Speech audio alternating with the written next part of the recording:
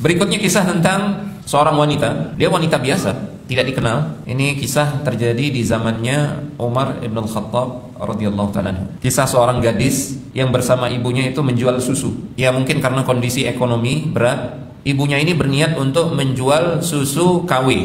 Susu murni dicampur dengan air. Diperintahkanlah putrinya ini untuk mencampur susu murni dengan air.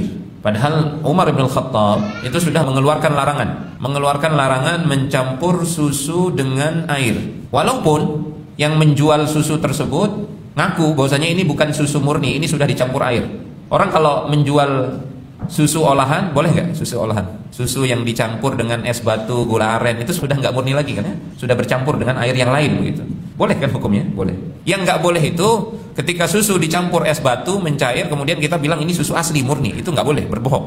Nah dulu, wallahu a'lam, Umar bin Khattab sepertinya mengeluarkan larangan, mau bagaimanapun kondisinya, pokoknya jangan campur susu murni dengan air. Sekalipun di pasar dikasih tahu ini campuran, jangan. Tapi si ibu ini mungkin karena kondisi ekonomi, air susu lagi langka misalkan, akhirnya dia perintahkan putrinya untuk mencampurkan susu dengan air. Nanti ketika di pasar tetap dikasih tahu kepada calon pembeli ini sudah tidak murni, ada campuran air, tetap dikasih tahu gitu. Tapi karena ini menyelisihi perintah Amirul Mukminin Umar bin Khattab yang melarang secara total, di pasar ada susu yang dicampur dengan air. Maka putrinya ini mengatakan, ya ummah, inna Amiral Mukminin qad amara munadiyan fanada alla yushaba al-labanu bil ma'i. Wahai ibu, Amirul Mukminin Umar bin Khattab sudah mengumumkan nggak boleh mencampur susu dengan air. Kemudian ibunya bilang, ya bunayya, wahai nak, qumi ila al-laban fakhlatihi bil ma'. Wahai nak, sudah bangun, campur air susu itu dengan air. Fa innaka fi mawdi' la yaraka fihi Umar. Engkau ini sekarang sedang berada di tempat yang Umar nggak bisa ngelihat kamu.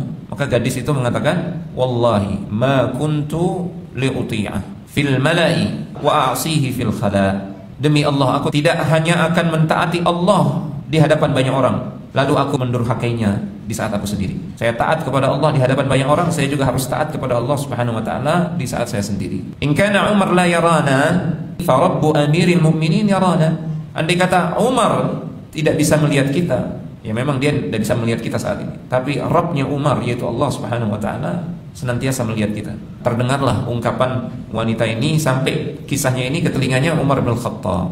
Maka langsung Umar bin Khattab, ini wanita langka ini, langsung dia menikahkan putranya yang bernama Asim bin Umar, dinikahkan dengan perempuan ini, yang kemudian dari keturunan mereka lahirlah Umar bin Abdul Aziz, khalifah yang sangat terkenal kezuhudannya, kealimannya, yang di masa pemerintahan beliau itu makmur sekali kaum muslimin, sampai disebutkan ada yang mau bayar zakat tidak dapat orang yang berhak untuk menerima zakat karena semuanya udah kaya raya.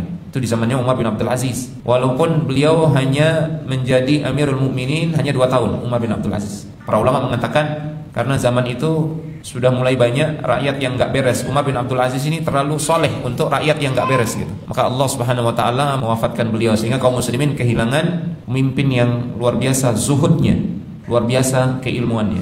Itu lahir dari rahim keturunan wanita yang jujur tadi.